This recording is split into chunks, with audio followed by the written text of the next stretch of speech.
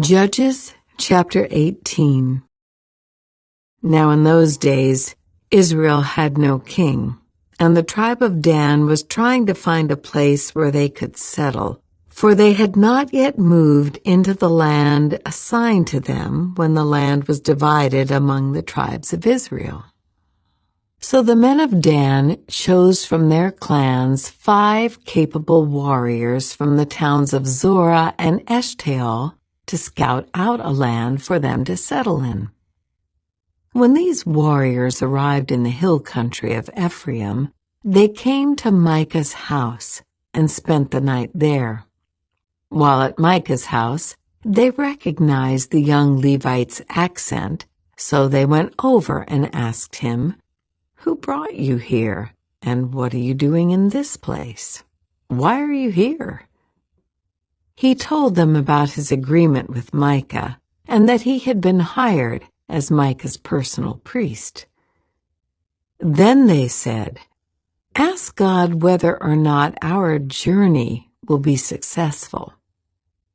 "Go in peace," the priest replied, "for the Lord is watching over your journey." So the 5 men went on to the town of Laish, where they noticed the people living carefree lives, like the Sidonians. They were peaceful and secure. The people were also wealthy because their land was very fertile, and they lived a great distance from Sidon and had no allies nearby. When the men returned to Zorah and Eshtaol, their relatives asked them, "What did you find?" The men replied, "Come on, let's attack them. We have seen the land, and it is very good. What are you waiting for? Don't hesitate to go and take possession of it. When you get there, you will find the people living carefree lives. God has given us a spacious and fertile land, lacking in nothing." So 600 men from the tribe of Dan, armed with weapons of war, set out from Zorah and Eshtaol. They camped at a place west of Kiriath Jearim in Judah, which is called Mahanadan to this day. Then they went on from there into the hill country of Ephraim and came to the house of Micah. The 5 men who had scouted out the land around Laish explained to the others, "These buildings contain a sacred ephod, as well as some household idols, a carved image, and a cast idol. What do you think you should do?"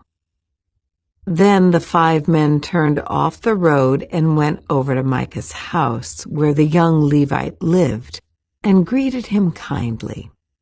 As the 600 armed warriors from the tribe of Dan stood at the entrance of the gate, the 5 scouts entered the shrine and removed the carved image, the sacred ephod, the household idols, and the cast idol. Meanwhile, the priest was standing at the gate with the 600 armed warriors. When the priest saw the men carrying all the sacred objects out of Micah's shrine, he said, "What are you doing?" "Be quiet and come with us," they said. "Be a father and priest to all of us. Isn't it better to be a priest for an entire tribe and clan of Israel than for the household of just one man?"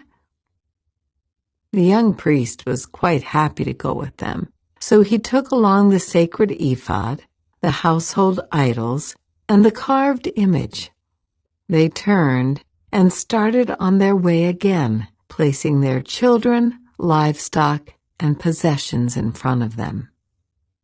When the people from the tribe of Dan were quite a distance from Micah's house, the people who lived near Micah came chasing after them.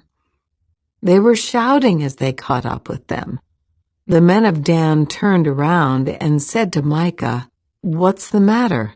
Why have you called these men together and chased after us like this?" "What do you mean, what's the matter?" Micah replied.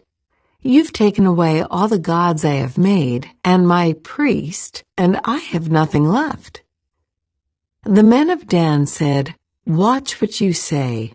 There are some short-tempered men around here who might get angry and kill you and your family." So the men of Dan continued on their way. When Micah saw that there were too many of them for him to attack, he turned around and went home.